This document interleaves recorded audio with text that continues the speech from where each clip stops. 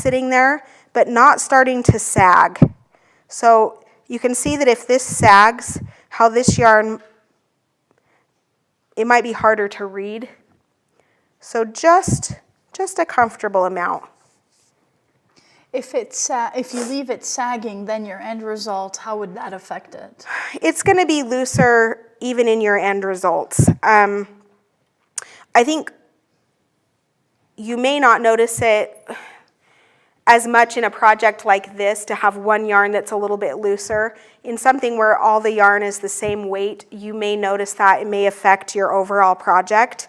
But I think the hardest part about having a yarn that's saggy is that as you start to get many warp strands built on this, it's hard to tell as you move to the center which one comes first, who's below. And so that's what you don't want to have happen. And if it's too tight, then you run the issue of it breaking?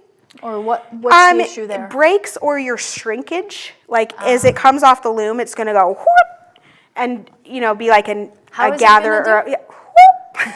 Nice little sound effect there.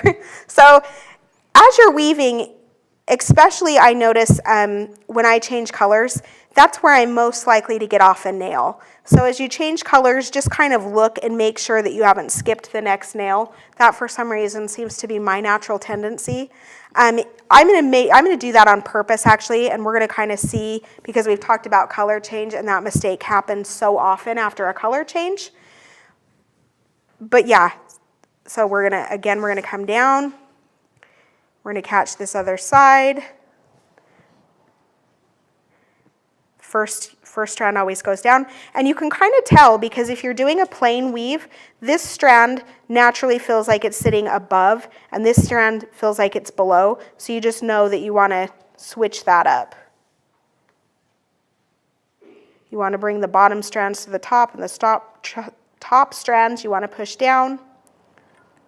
And I'm going to skip a nail. So oops, accidentally I wasn't watching, or the phone rang, or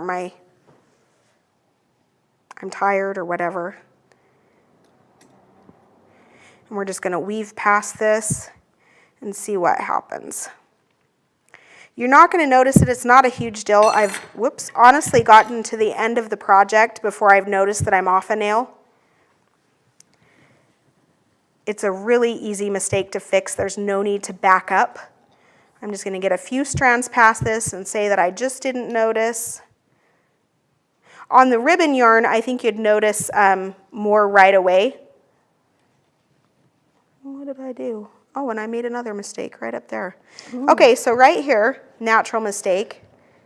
I did not catch my top yarn. So you can see that these two are sitting together instead of this yarn coming up underneath. Hang on, before you fix that, can we show that on the super close-up so they can see? Okay, so show us again. So let's see. These two right here, I missed a float. So I was trying to make one mistake and I made another. So the yarn you can see is different than how it looks. I've missed, there should be one there. So this far on, I'm going to back up and fix that because it's right here. It's not way back in the project. I'm going to say, oh yeah, that's worth it for me to fix. So I'm just going to back up.